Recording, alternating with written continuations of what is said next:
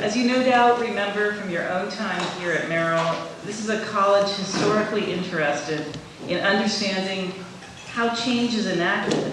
That's a question of theory, and how to enact it, and that's a question of praxis. It's a college that has attracted activists and helped create them, as you'll be reminded, I think, throughout this weekend. Merrill Society member Mike Rotkin is one of them. Mike, as most of you know, is a longtime former mayor of Santa Cruz and a longtime former coordinator of field studies for the Department of Community Studies here at UCSC. He's no stranger to political action, as I think all of you know. Several years ago, Mike also recreated the storied field studies program here at Merrill, whose first students are now alumni, making their own marks in the world. Mike's going to introduce you to our panelists, representing 5 decades of Merrill student involvement in free speech and political action, and he'll moderate the discussion that will follow. In the true tradition of Merrill College, we hope you'll put your oar in and join in the conversation. Thank you so much for coming to this panel and to Merrill's 50th anniversary celebration.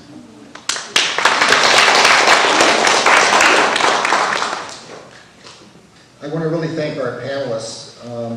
Some of them come from quite far away, and normally when you're invited to give a speech somewhere far away, you at least get to talk for a half an hour. But what I've organized here is actually a community discussion about a political question, which is the issue of free speech as we face it at UC campuses today.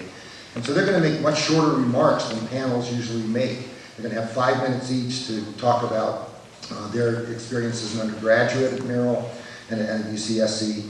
And then they're going to have 3 minutes to kick off our discussion, which is based on a scenario that I'll read before they start answering it. But I will introduce the panelists to you. First, we have Alan Acosta. He's a 1974 graduate of Merrill College. He's the Director of Strategic Initiatives at the Los Angeles LGBT Center. The center is the largest LGBT center organization in the world with 600 staff and a budget of more than $100 million a year. $100 million a year. I actually have a page I could say about each of them, but that would be longer than they're going to get to talk. So I think I'll just tell you what they're doing now, not the interesting path by which they got there. Secondly, Mark Stevens, a 1982 grad, is the author of 3 of the 5 best-selling books on yoga on Amazon, and teaches yoga and yoga instruction in Santa Cruz and in many countries around the world. Jan Scherchild, a 1990 graduate, is the program coordinator for the Seniors Council of Santa Cruz and San Benito counties, where she directs services and funding for a wide variety of programs for seniors, and she's active in several other senior groups in the community, and herself will become a senior next year, apparently. So, go ahead. Depending on what your definition of senior is. I've been a senior either 10 years or... She'll start to get paid as a senior through the federal government. So get insurance, that's what really counts to us seniors. Insurance for all. Adam Butler, 2009 grad, is the warranty liaison for Lezine Cycles. They sell cycle accessories, and he's a bicycle racing fanatic who lives in San Luis Obispo, where he organizes bicycle events and challenges white supremacists on several internet platforms. I went and did research on him, and he's out there like taking on anybody making racist or sexist comments on the internet has to deal with him. And finally, our last speaker is Gerald Semena, who's a current Merrill student. He's a politics major and a leader in the Filipino student movement, and we'll tell you about his experience. So I've asked them to talk for about 5 minutes, or 5 minutes or less. They may not take the full 5 minutes, or they might be pushed at the end of it. I'm going to sit out there with a little sign telling them when they have a minute left and then when it's time to wrap up. And we'll start with Alan, and they'll do that. And then I'm going to pose a scenario question to them, and they're going to have 3 minutes each to comment on that. And we'll then open up that question to the audience after they're done. But I'm going to have Alan start off talking about his experience as an undergraduate at Merrill. So I came here in 1974, I left, 1972, I left in 1978. And I was active as a student in various political organizations, but also once I graduated in state examinations for that time. The first thing I did politically, Mike and I were just talking about this, was you may remember, some of you, that the city and county of Santa Cruz wanted to put a convention center on Lighthouse Field. And when I got here, the reason we came here was because of the beauty of this place, and immediately found out there was this group that was fighting this and joined that group, which even after the county and the city approved that plan and they were ready to go on it, we put an initiative on the ballot and defeated it. So that was, yeah. And as I said to Mike, that this really taught me a lesson that actually it's rare, but you actually can make a difference. Just people working together can make a difference. Up here on campus, I was out fairly early, I guess you would say, in that period of time. We started a group right after I graduated called the Red Fairy Brigade, and in which we tried to align our queer politics with the social perspective. It's what the young people like to call intersectional work. We didn't have a fancy name for it back then. And then, when I was working back at Santa Cruz in the field program, I was very involved with a group called the Coalition Against Institutional Racism. This was 1977, and some of you may remember this. We were opposed to the Bach decision that had been passed by that, had been ruled by that time. There were cuts to ethnic studies at UC, and we were also involved in the effort to get the regents to withdraw their investments in companies that did business in South Africa. 1977.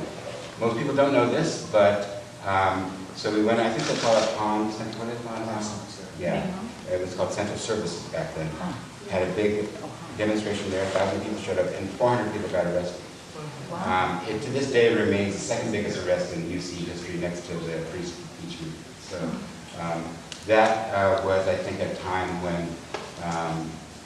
when students of color were really beginning to sort of look around them, and at this university, which was still primarily a white university, and say maybe we need to let people know that we're not really on board with this. And it was a very, again, for me, a very empowering time that we. I know the changes didn't come that we hoped. They came eventually on South Africa, but this was very early for South Africa too. When I was in graduate school at Columbia, 8 or 9 years later, Columbia had finally gotten to the students, rising up against that. So that's my short view. Mark Stevens. I transferred here in 1979 from Antelope Valley Community College, which is in a very conservative desert area of northern Los Angeles County. And indeed, by the time I arrived here in '79, it was still a fairly white campus, I would say. And also, I came in as an EOP student, and I've been fairly active in campus politics at my community college, where the political spectrum was quite a bit narrower than we have here, I would suggest, although a different narrowness and a different spectrum, in that the right wing in the Antelope Valley was truly a right wing.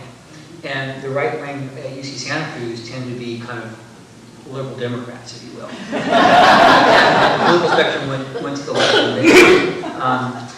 I got immersed in campus politics pretty quickly, and one thing that I found was that there wasn't any organized body, any organized structure for a common voice to bring students together, even at Merrill College. And even though our provost at the time, whose mom was wonderful and very open in a variety of ways to listening to students, we didn't have an organized voice. That led to a number of us organizing what we called the Merrill Town Hall. I don't know if it still exists, but it existed for a few years after that, as a forum for gathering and discussing political issues and for educating the wider Merrill community, and then more organizing and mobilizing the community on issues that we cared about. But meanwhile, with 8 residential colleges at the time, there was no central voice for students on the campus. While the administration certainly had a central voice, we didn't, and that led to various efforts to try to organize across the campus. I was very involved with the New American Movement. I'd gotten Mike Rotkin, I don't want to say he recruited me to the New American Movement, but I was very recruited me to the New American Movement much involved in that. I ended up doing my field studies and community studies under Mike as an activist in NAM, the New American Movement, working mostly on city politics. But part of our strategy was part of our work was to organize on campus in ways that gave support to what was also happening in the community. And this ended up leading us to organize more campus-wide. there was no student government campus-wide. I ended up running for an obscure position called Student Body President's Council Representative. And then the UC system has this Student Body President's Council, but UC Santa Cruz always had an appointee from the chancellor, from, in our case, Chancellor Sinsheimer, would appoint someone. So we organized to have an independent election to represent, have a representative to that body, and use that as a vehicle to better organize literally dorm room by dorm room across the campus to start to mobilize students to develop their own town halls and UCPA colleges at the time, and then unify them campus-wide. I must say, how many more minutes do I have? 30 seconds? 2 more minutes, okay. I would say, the political battles, in my experience at the time, tended to be of two sorts. One, external issues. Apartheid in South Africa was still a big issue when I was here, so were the wars in the U.S. Military intervention in Central America. Other issues that went beyond UC Santa Cruz, from reproductive rights to various issues of racism and labor issues that we would organize around on campus. The campus issues, as I recall, were largely matters of campus governance and academic priorities. And their students were also quite active. Budget priorities of administration, how our reg fees were being spent. One of the big issues, believe it or not, was whether or not to have a swimming pool constructed on the campus. There was not at that time a swimming pool. And it was a big issue because they were either going to fund the pool or fund something like expanded tutoring services or something. And the students rallied against the pool, against the administration, and a director of admissions who was here very briefly, Richard Mole. And we succeeded in not having a pool. Of course, now there's a beautiful swimming pool down there. Many of us enjoy it.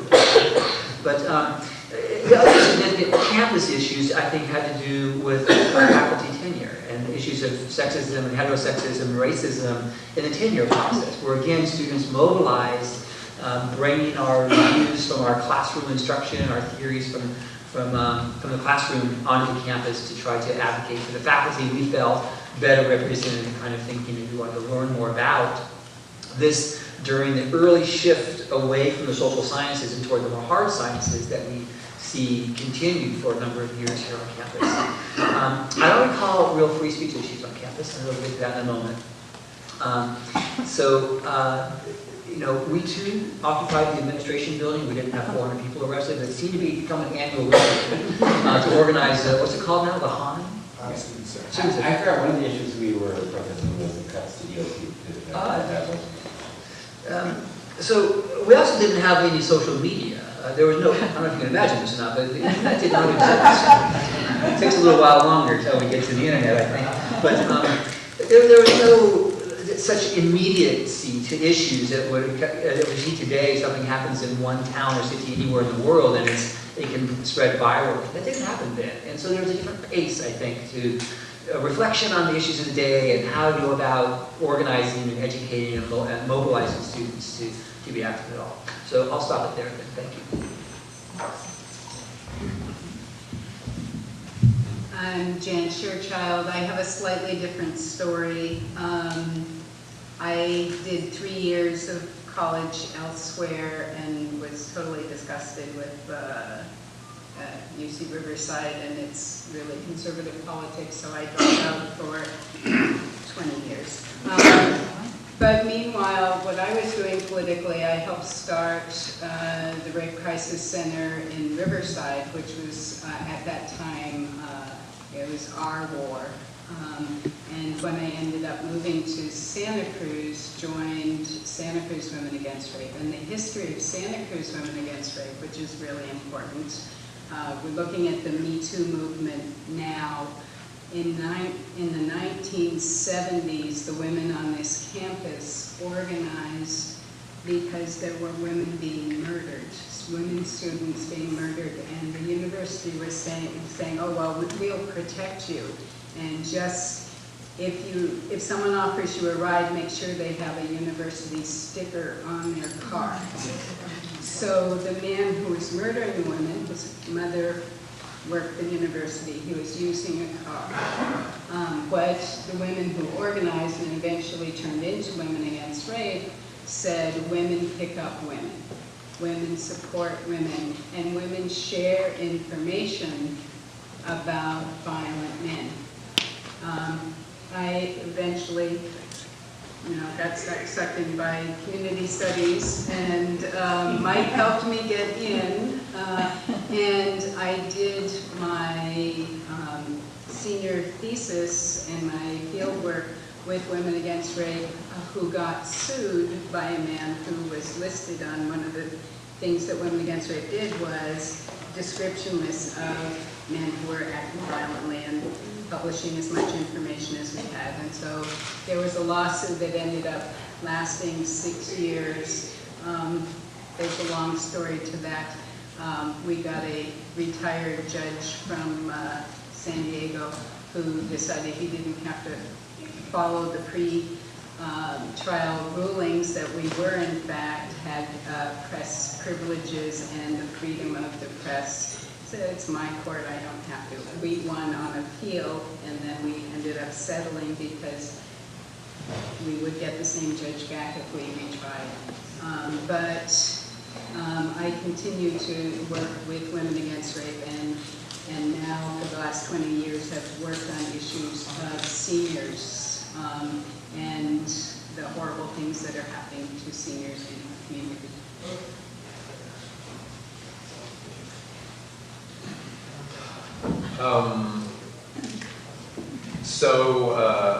I transferred in from Pasadena City College, and I've been really involved with kind of poli-sci stuff there and student government and all that. Whenever I got here, I was trying to get away from that more. I ended up taking a number of community studies courses. Ended up graduating from American Studies and petitioning for all those community studies courses to count. There's credit there. But I was involved with a lot of student media stuff. I helped produce the disorientation guide one year because I had found out that all of the students that had done it in previous years had all graduated and it just wasn't going to happen. So just kind of in a more of an organizational role kind of stepped up and made sure that happened. And then there were some bike projects, of course, as Mike mentioned. I'm a passionate cyclist. Probably the biggest thing I got involved in while I was here in my final quarter, it actually leaked me from a grad student that there were going to be budget cuts to community studies that were potentially just going to be fatal to the program. And as soon as that leaked to me, I just started making phone calls. Within an hour, I had a Facebook group started.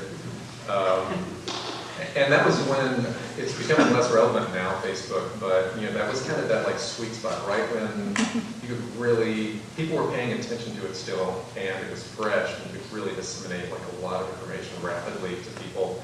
Within 24 hours, we had 600 members in the group.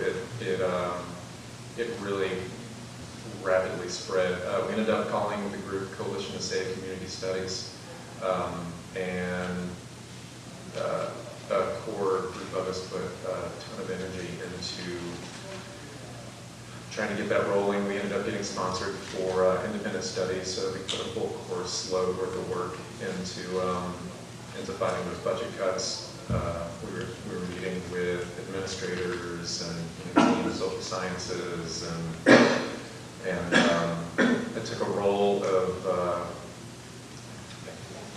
I think my work group. Everybody that was a point person was supposed to have a work group, and I had kind of the journalism background, so I was going to do research and data management.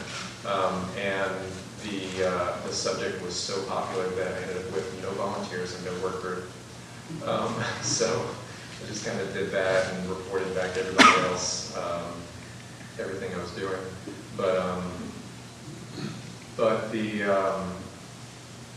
it was kind of it was amazing how magical. Previously, the internet getting mentioned, how magical it was in that moment that you could do so much organizing on the internet. I was a transfer student, and I was a little older than my peers were, So to me, it fascinated me more and seemed more spectacular than it probably was to the other students. Within a week, I think we had 2,000 members of that group, and that turned into huge student meetings, and we were organizing rallies, and we were doing all that through social media, which was incredible.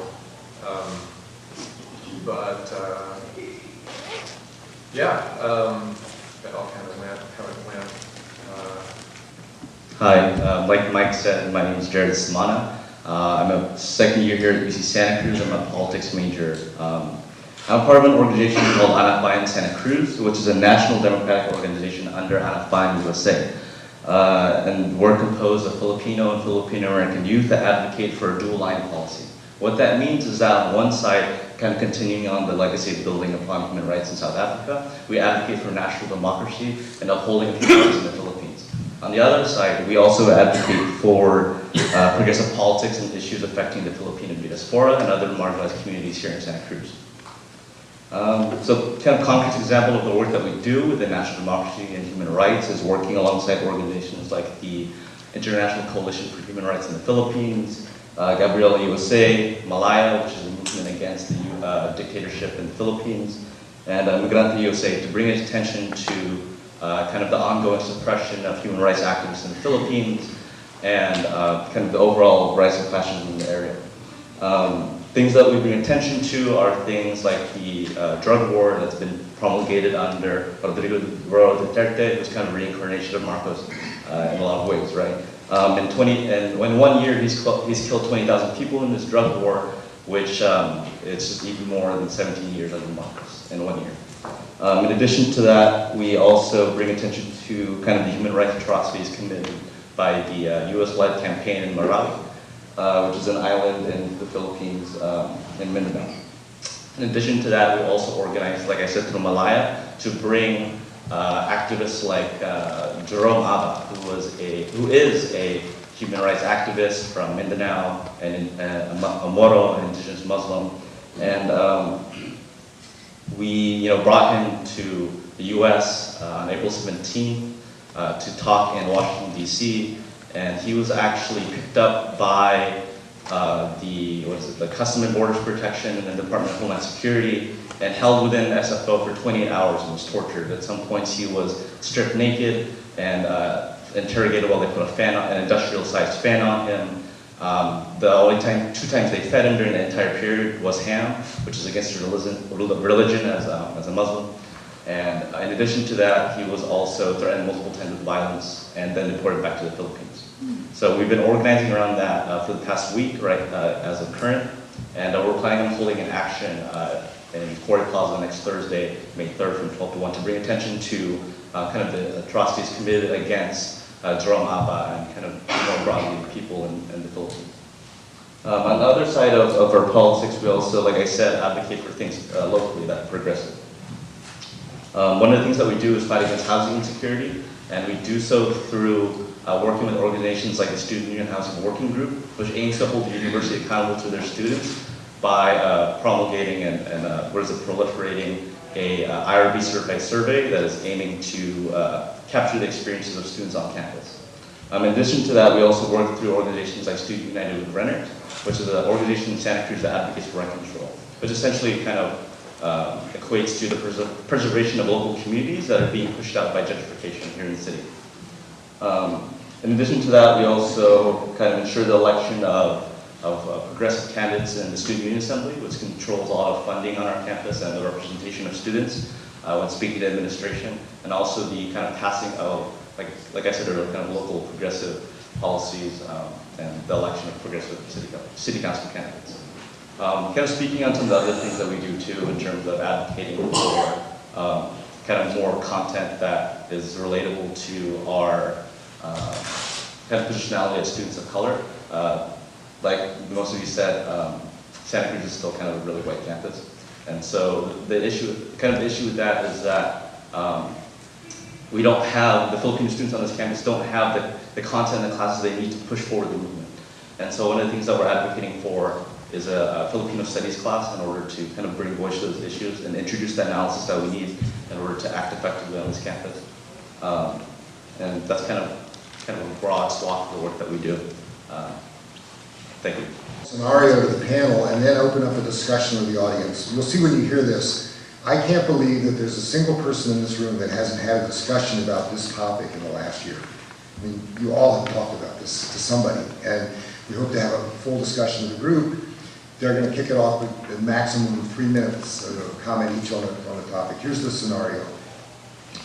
A UCSC student group has invited a controversial speaker to campus, and this person has outrageously racist, sexist, homophobic, or anti-Semitic, pick one or more of these, whatever you like, views. Imagine your worst idea of an unabashed and self-satisfied person with these views. There's no student fee or university money involved, so the issue is this person speaking on campus, not who's paying for it. Word is out there might be big demonstrations against this speaker and perhaps an attempt to interrupt or block their speech. What do you think progressive activists opposed to their ideas and concerned that their ideas should not go unchallenged should do? That's the scenario we're asking them. So we'll start with Alan and go down the row here, and they'll make their comments, and then we're going to ask you for yours and have a full discussion. They're going to get 1 minute at the end to give the last comments they had in this conversation, but other than that, it'll be a group discussion once they're done. So I think I'm going to answer this. Can you hear me? Is this okay like this? A little bit more generally. I think this is the one area of my politics that has probably gotten more conservative since I left Santa Cruz, in that when it comes to issues of free speech, I think I've become something of an absolutist, and that doesn't mean hate speech, which I put in a different category, but as far as opinion and political opinions, I feel like the university is the place to have those discussions. And so if Ann Coulter was coming to campus, I would organize a teach-in, I would have a protest, I would have people in the audience that asked her hard questions to get past her ridiculous and narcissistic personality, to try to force her to answer questions that are important. And probably have some kind of political action, whether it's signing people up to vote or doing something like that along with this, so it doesn't just remain like an intellectual conversation. More generally, I think what concerns me about this area right now is that the more that we put up no trespassing signs around the borders of these issues that are very difficult, the more we sort of go to this safe spaces or trigger conversation. Oftentimes, and I think these are important things, and I think trauma is real, and we have to address it. But the borders of those kinds of conversations is where real, I think, chance for change can happen, and where you can have transformational conversations, because those are difficult issues. And one thing I will always treasure about Santa Cruz is that we have those conversations. Mike, well, many of you may remember that we had discussion sections where we would have criticism, self-criticism at the end of each sentence. And we would honestly criticize other people, and have those conversations. A little weird that we were like doing this Maoist thing, but that, that was the 70s. So, but I really do feel that's where people take those risks, consider honestly, and have those kinds of conversations. That is where the chance for real change. We see in our culture now that people have lined up on two different sides, and I think that's because we, both sides. And I'm definitely on one of those sides. I know that. We don't have many opportunities to have those discussions anymore. I saw recently that this professor at one of the state colleges, when Barbara Bush died, tweeted these very nasty things about Barbara Bush and the Bush family. And I thought, well, I may not agree with her, but thank God we have free speech. Well, thank God she has tenure, because she'd probably get fired otherwise. And I really probably don't agree with some of the harshness of what she said, but the fact that she has the right to say that, I think, is really critical, and I think we're moving to a point where we think that people don't have the right to say those kinds of things, and that worries me, and I think it's a very slippery slope, and that's what I'm going to do right now. Thank you. I'm with Alan in that I'm a bit of an absolutist on free speech. I don't think it's a conservative movement on my side. I mean, I've become more conservative in that shift. But I'm certainly concerned that today in the world we have what we might see as kind of a creeping authoritarianism. We see it in the various states, not only of the president, but of others that challenge our judiciary, that challenge our media, the very legitimacy of any of the media. And it's a relatively short step from there to other suppression of speech. And I would be very, very concerned about that suppression of speech, especially if you're one who wishes to speak out. And so if we wish to speak out, we have to accept and tolerate that others are going to speak out. And as much as we might loathe and deplore what others have to say, to absolutely keep them from speaking only opens up the possibility that we will ourselves be silent. So I think that's an important consideration to maintain in all of this. We have in our history, I think, both very terribly insulting speech that can be felt as violent, and we also have violent suppression of speech. Where speech feels violent, or we feel threatened or intimidated, I think that raises a number of really important critical issues. There's a court case, I don't know the case law really well, but Whitney versus California, 1925, about the Communist Party, where the state within the CPA, CPUSA, excuse me, where the actions, the statements of the Communist Party were being used as a justification to silence the Communist Party, because it was said they were inciting violence. We have to have within ourselves the ability to temper our own behavior, to temper our own reactions to hateful speech. And as much as we hear hateful speech, I don't consider CPUSA's statement to have been hateful. We're going to probably decide that today. But point is that when we find something deplorable or hateful, we have to have within ourselves a discipline to stand it and to stand up and speak out, to organize and educate. And if we open up the possibility of someone else's speech being silenced, then ours is potentially silenced. I'm repeating myself at this point. I'll come back and other points later. What they said. When I grew up, I will be in June turning 65, and my family moved around a lot. In 1958, I lived in Florida, which was a serious segregation going on. But and my mother made sure, she called herself a Yankee abolitionist, so she made sure we saw things and understood that they were wrong. And I've lived in various situations where things have come up, but one of the stories I remember was when we lived in Florida, there was a book that was banned from the library because it was a kid's book, and it had a black bunny and a white bunny, and they fell in love. And when we had our latest presidential election and the wrong person won, a lot of people that I hang up with were really shocked. But I lived in the Midwest, and the issue of the divide in people is so great. I was not surprised. I was worried for weeks and weeks and weeks watching what was happening. And when we set walls and say, no, what you're saying is wrong, and we don't have discussions about it, and we attack people, then there's no room for changing minds. And that's, I told Mike when he asked me about this, I said, I don't have a solid opinion on this. It's constantly changing depending on the circumstances. I lived in Israel for a year with people who were Holocaust survivors. And hate speech, it's real people. I lived in the South and knew people who were attacked and tortured for being the wrong colored skin.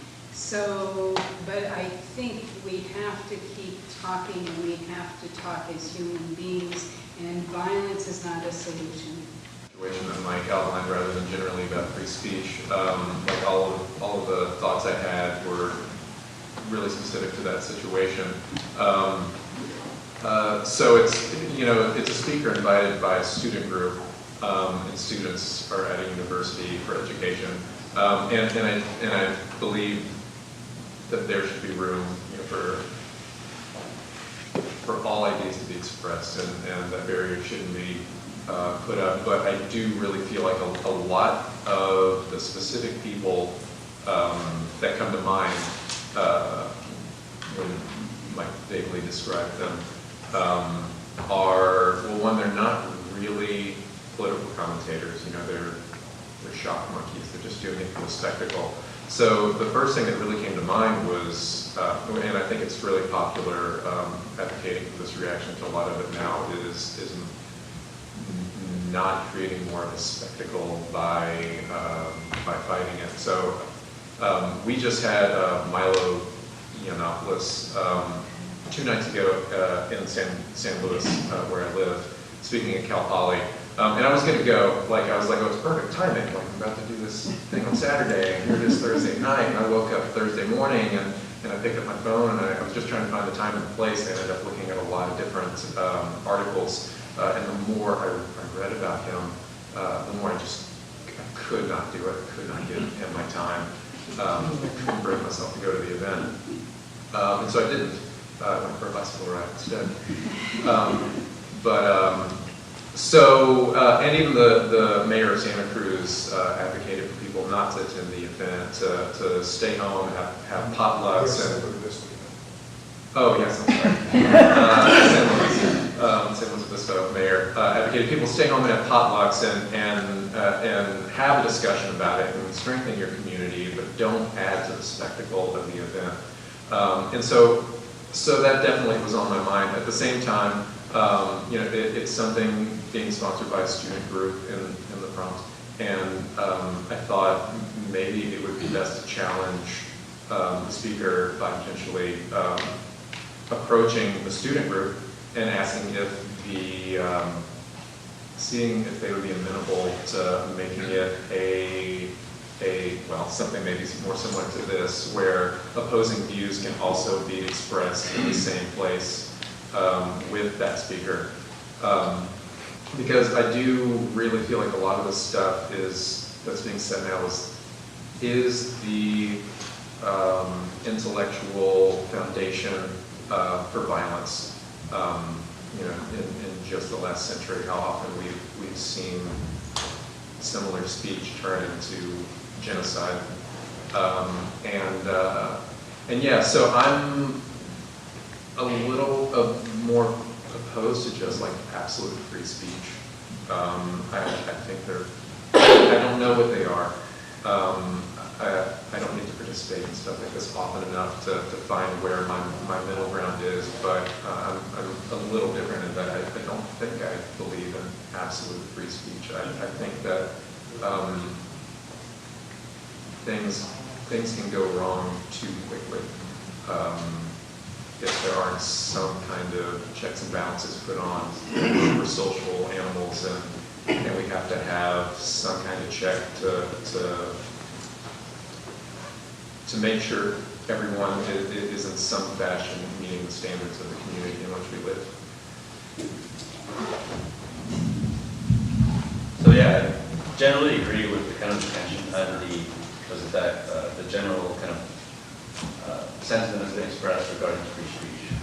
Tension is good. When I first came to Santa Cruz, my politics were really different, and I've grown a lot as a result of the kind of culture on this campus. But I also think it's important to remember that this country has a very interesting history of the manner in which free speech has been protected and the manner in which free speech is continuing to be preserved.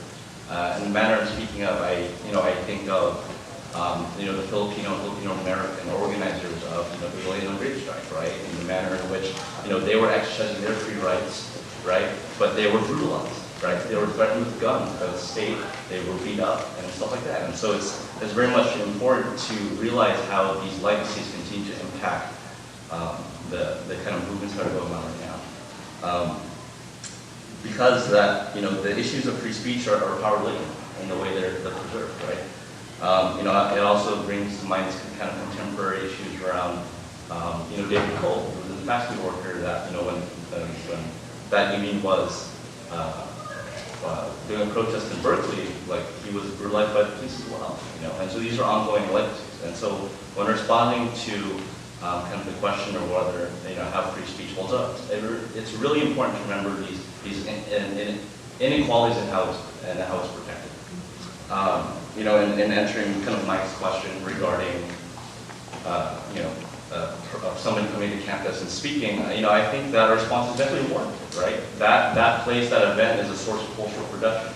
And in order for us to combat those ideas, in order for us to educate folks, we need to hold, another event in the same fashion, a teach-in, not disrupting the event, in its entirety, but finding a way to spread our own ideas, our own forms of cultural production, because that's important. Staying silent is not an option, in this era, right? We see as many as these other panelists have articulated that this era is a dangerous era, right? It's scary. There's rising repression in the Philippines and in the U.S. There's rising fascism in both areas, and so we have to respond accordingly. We have to respond in a way that educates folks, that spreads ideas that are inclusive. We have to act. Staying silent is an option. So let me suggest that you say what you think is going on, and you think there's something not happening, rather than ask. This is not ask the panelists a question. It's a chance for you to say, what is your view on this issue? If you think that there's an imbalance going on, or the left's response has been a bad one, just say so. It's totally welcome. We're having a civil discussion here. Give us your comments. Well, I have a mixed view. I'm a left liberal. I have a job. I'm a therapist, so it's very private and spy-like. We can't really be in public. My brother has switched those organizations that were really involved in heavy students administration. And I have not done the other, which is to call people, push the issues, and so forth. So I'm caught in the middle. I'm kind of doing my own little thing and so forth. And yet, I talk to colleagues, I talk to other people. Some are sort of active. With all this, they're not. They're in another country. They're more worldwide anyway. And yes, they have a big problem with their First Nation stuff, which is a huge problem, and with the gas pipeline, that's another problem. But they have a proportion about how bad this is. I don't think they're going to. But we know who all of these people are, and we know what their views are ahead of time. But I still think that they have the right to speak. One of the things that I think is so dangerous right now is that we have the same way I think the stuff was used in the 20s and 30s to blackball and to put blacklists together for Hollywood and writers with Mr. McCarthy, Senator McCarthy. We have that same thing going on now. And I think that is, now it's easier to do because everybody's speech, in some ways, is on the internet. You can find it and coagulate it. I think it makes us have less of ability, or at least some sense of a shorter time span to understand what people are thinking and doing. And I think that way there is a condemnation, both on all sides, of people's speech. And I think that it makes it harder for people who have legitimate things to say to do it in an atmosphere that allows them to say it if they believe it. I mean, I don't want any hate violence. I don't want any, I don't believe that what went on in Charlottesville was anything more than hate violence, and I'm sorry that the president thought that there were arguments on both sides, and that there were, quote, good people on both sides. I mean, I think that that's something that we have an arbiter who thinks that anything that's negative about him or anybody he likes is a problem and is conspiratorial. On the other hand, I think that we need to have some ability to say what it is that we want to say, and some understanding that no matter what we say in the public arena is going to be known about. Thank you. It's over here. So here we are in Merrill College. And Merrill College had a policy in the 1980s, very different from what everybody talked about on the panel. We had Merrill College Code of Conduct. Some of you may remember that. The Merrill College Code of Conduct forbade all sorts of speech, racist and sexist, things you couldn't say at Merrill College. And I don't think any of you would, from what you said, that any of you would agree with that. But Merrill College spent a long time. Bobby Taylor wrote the final version of it. Went through a lot of hands. It was adopted not only by Merrill College, but it was actually adopted with very few changes by Stanford University. And then there was a classic debate between the president of Stanford and the president of Yale, who was a much more absolutist free speech person. But the reason that we adopted it, and people haven't talked about it here yet, was a very important value. I don't actually agree with it, I'm not defending it, but there was reason behind it. And the reason behind it was to create a safe space. So this was a space where predominantly Anglo, and where we worried that people of other ethnicities didn't feel welcome, didn't feel like it was home. It was important for them to feel like it was home, and therefore there had to be limits on what people could say. We kept that code of conduct for years and years until we finally had to abandon it because there were Supreme Court decisions, and the lawyers told us we couldn't maintain it. So we got rid of it. But we thought that that was part of creating a multicultural community. So, okay, we're not going to do that anymore. And you don't agree with it, and nobody agrees with doing that anymore. But I would like to suggest that everybody here, including everybody in the panel, and everybody in the whole room, agrees that there is some limits to free speech, that there actually is no absolute right to free speech. So I was listening very carefully to what Alan said. So Alan said, I'm an absolutist when it comes to free speech, but not hate speech. No, I said there's a distinction. Yeah, well, okay. Yeah, there's a distinction. Okay, but then we're going to get into discussions about what is that distinction? Where is that line? How do you distinguish between hate speech and, the standing thing that people say is, yes, you have free speech, but you can't shout fire in a crowded theater, right? So, but what is like, where does that boundary come? There is no right which is absolute. All rights, because any right comes up against some other right, and there's some right. So it's we've like the scenario that Mike laid out. Yeah, we should let the guy speak, and we should organize demonstrations against it, but that's not the end of this discussion. What are, like in a university campus, what are the limits? There are some limits. And how are we going to decide? It should be different on a university campus because it's a university campus, and there's a matter of pedagogy and power, differentials where students aren't fully empowered in many ways, and thus should be protected through limitations on free speech. I actually think the opposite, that there should be more free speech in a university. You can't have the conflict of ideas in a university. I'll take, at least among the panel, I'll take the position of being more an absolutist. That I don't want to see limitations on speech. And if we have objection to what someone says, we can find another way to object than to silence that speech. Okay, let's get back into the audience over here. I'm Shelley, and Mike was also my mentor in UM. But I think free speech in terms of the First Amendment is the state controlling speech. And that's different from a community establishing accepted values. So I think I agree that the state, or in this case the university, which is a public university and therefore part of the state, should not be imposing restrictions on speech. That's what free speech is. But that doesn't mean that I, as an individual, and my friends and my community can't tell someone that is unacceptable as a way of behaving in our community, and that language is unacceptable.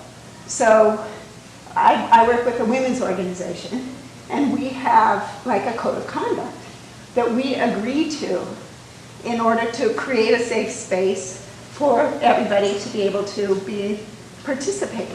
And it's not the state restricting speech, it's us as a community saying what we agree is respectful behavior toward other people. And it doesn't mean that everybody always, follows it, but it's something, it's a goal to be respectful and to create, a welcoming community. So to me, I think it's important to make that distinction between state control and community values. Well, diversity in that community, where not everyone necessarily accepts the same values. Students, let other people make their comments. You're going to get a last minute here, speak at the end. David. Across this way. Well, if I were asked to draw the limits of the euphemistic line, rape becomes sexual misconduct, war becomes a humanitarian intervention, and so on and so on. Everybody can come up with a list of 25 of these things. One way out of that bind is free speech by people who tell it like it is. And if we do anything that handicaps people to tell it like it is, I think we're sunk. We're just, it's the end of everything. Right here. My name is Peter Braun. Thank you. The King Advocate spoke this morning about the ethical role of the public university. And I've been pondering that since this morning. And I remember back when I was in high school, the free speech movement, and how that's being turned on us now. Because the free speech movement was stating, drama aside, that there should be free speech on the campus for all voices to be heard. Now that's being twisted and turned. But I do believe that there should be standards. And there are ethical values that we affirm, and we need to struggle with those. Charlottesville, and someone who speaks at Charlottesville should not be allowed in a university, period. So to me, there is no absolute. The challenge is, where does one draw the line? But then we struggle with it. And that's why I'm pleased to hear that, well, it was Merrill College a long time ago, that Merrill College had standards. And that's, I'm a social worker, and we have the National Association of Social Work Code of Ethics. I tell my students in the university, you have a code of ethics to go back to. And if you cross the Rubicon after knowing those code of ethics, then you're nowhere.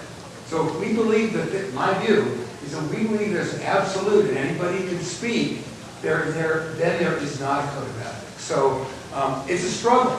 It's a struggle. But the miserable human being in San Luis Obispo should not be on the university campus. That's my view. Someone carrying a Nazi flag should not be at the university. There are easy ones where we can say that's bad, and then there's the gray area.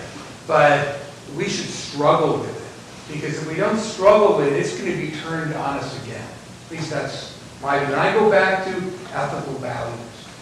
Thank you. Great. Been our first time alumni return. Ralph D. Guzman was my advisor. And, rest in peace, Ralph. This free speech is a challenge of whether or not free speech is allowing corruption to come into our lives. That's the challenge. It's not so much about free speech from whoever. It's how corruption is taking over the free speech. It's how the media industry is managing our state of mind. If we know about white supremacy, because the free speech is really there in the internet, then we wouldn't allow that to be a part of our life. But it isn't. And I see that with Google. You don't know who to believe anymore. With Facebook, you don't know, and so whoever controls that data, not like the old days, when we had to mimeograph things. Oh, some of you remember.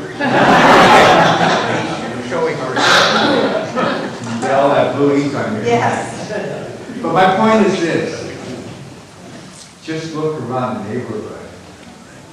Our free speech is being eaten up by the conglomerates of media, social media. And I'm telling you, whether you're left or right, whoever has the money to buy free speech controls free speech. So it's not about culture, it's not about white supremacy, it's not about sexism against women. It's about how corruption. Now since 1980. I live in Watsonville now. There's a group, and I never remember all of what it stands for, but it's COPA. And it's a lot of mostly faith groups that get together. And, you know, I go to the Unitarian Fellowship, and they're a little different from some of the other organizations. But the point is to start talking, to keep talking, to find out what we have together, what we agree on, so we can make positive changes in the community. And I think that ability to keep talking and finding out where we join together and clear up some misconceptions of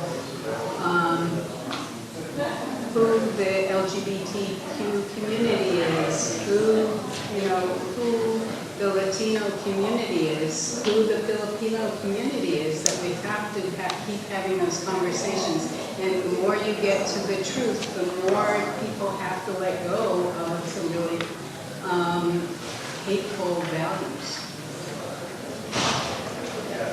Part of the price we pay to protest, to speak out, to educate, organize, is the right of others to do the same. And if we start, even in small ways, at the community level, to compromise on that principle, I think we're on a slippery slope. I encourage you to read, I recently read a novel, Martin Walzer, Confession Bound County. It's set in 1920s southern Bavaria, the creeping rise of authoritarianism. There's no fascism. It's very simple. At the community and neighborhood level, people learn what to say and what not to say. The correct speech, politically correct speech, and other people with correct speech become somewhat codified in normal discourse day to day. And that creeping authoritarianism soon rises within a decade or so into the National Socialist movement in Germany.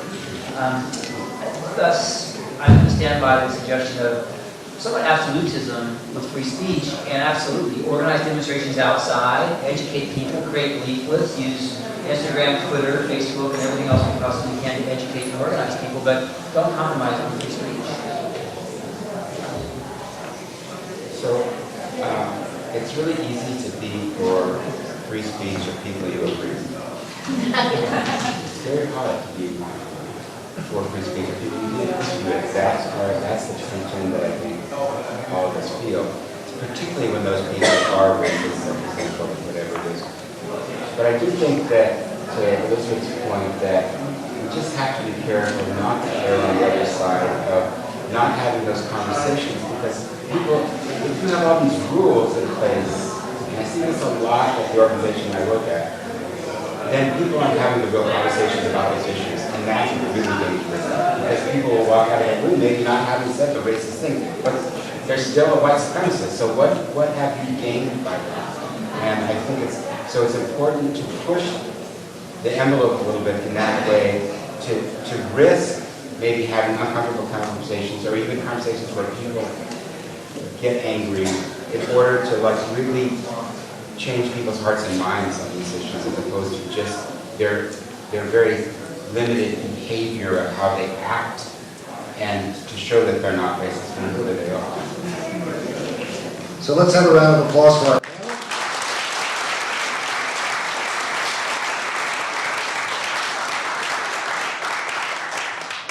All of our audience members for coming, for your thoughtful comments on this matter, and I'm going to end by reminding you, you can, as I do, contribute to Merrill College. The money will go to students' education and help prepare the future generations of people out there doing activist work on important issues. Thank you.